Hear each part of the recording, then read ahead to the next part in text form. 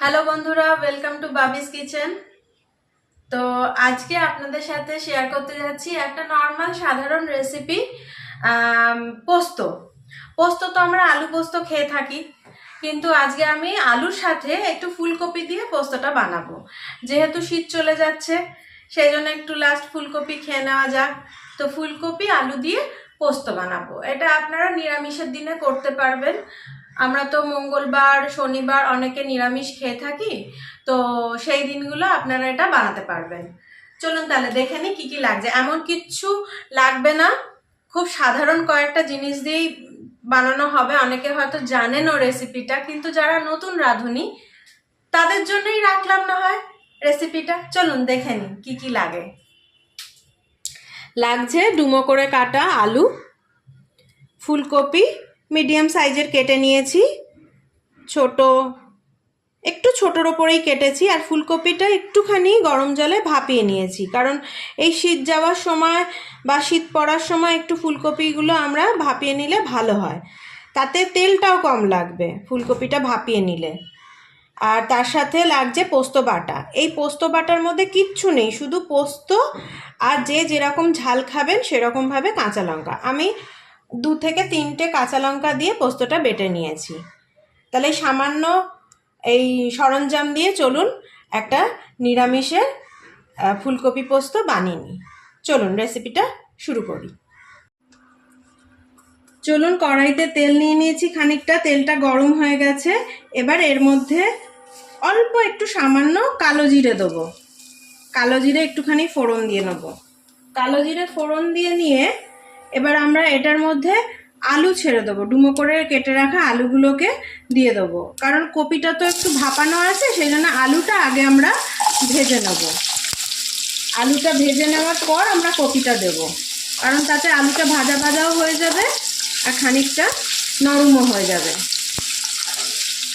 এখনই আমরা নুন টুন কিছু দেবো না, আগে আলুটা ভাজবো, ঢাকা দিয়ে দিয়ে একটু ভেজে নেব, তারপরে আমরা নুনটা দেব। এটা একটু ঢাকা দিয়ে ভাজা হোক, তারপরে আমরা কপি বা নুন যে যে জিনিসগুলো দেওয়ার সেগুলো আমরা দেব। এখন একটু এটা ঢাকা দিয়ে ভাজা হোক। দেখুন আলুটা ভাজা ভাজা হয়ে গেছে খানিকটা। এবার আমরা এর মধ্যে ভাপানো ফুলকপিটা দিয়ে দেবো। ভাপানো ফুলকপিটা দিয়ে দিলাম। এবার আমরা এটার মধ্যে কিছুটা পরিমাণ মতো নুন, যতটা লাগবে তরকারিতে, যতটা আলু ফুলকপি থাকবে সেই আন্দাজ মতো আপনারা নুন দেবেন। আমি আমার আন্দাজ মতো এখানে নুন দিলাম। এখানে 1/2 চা চামচ করে 2বার দিলাম। আর অল্প সামান্য হলুদ। অনেকে পোস্ততে হলুদ দেন না, আবার অনেকে দেন, এটা নিজের নিজের পছন্দ মতো। আমি একটু সামান্য দিই, না হলে আমার ছেলের আবার পুরো ফ্যাটফ্যাটে লাগবে দেখতে, সে খাবে না, অনেক বায়না তার, সেজন্য আমি একটুখানি হলুদ দিয়ে দিলাম যাতে একটুখানি রঙটা আসে। এবার এটা দিয়ে দুটো একসাথে ভাজবো আমরা।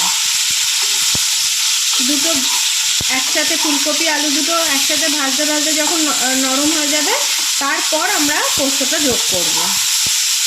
এটা একটু ঢাকা দিয়ে দিয়ে আবার ভাজবো।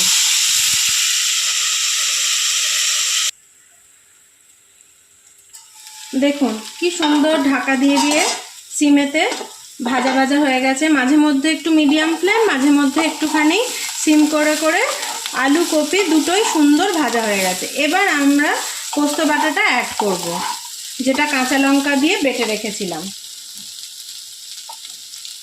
এবার পরিমাণ অনুযায়ী আপনি পোস্ত বাটাটা দেবেন, যেরকম যতটা ফুলকপি যতটা আলু আছে।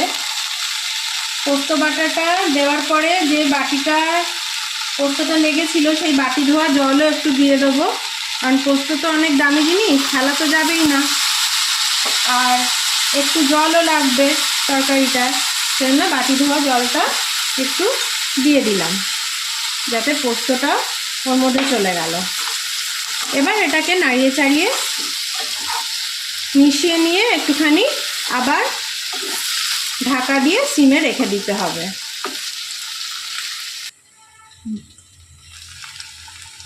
দেখুন পোস্তটা দেওয়ার পরে যে জলটুকু দিয়েছিলাম বাটি ধোয়া সেটা সুন্দর শুকিয়ে গেছে। পোস্তটা একদম খাওয়ার জন্য রেডি হয়ে গেছে। রেসিপিটা কেমন লাগলো আমাকে জানাবেন অবশ্যই। এবার এটা একটু সার্ভ করে নিই। দেখুন বাটিতে সার্ভ করে নিয়েছি, কি সুন্দর দেখতে লাগছে, একদম গরম ধোঁয়া ওঠা ফুলকপি আলু পোস্ত। সুন্দর হয়েছে দেখতেও, খেতেও সুন্দর হয়েছে।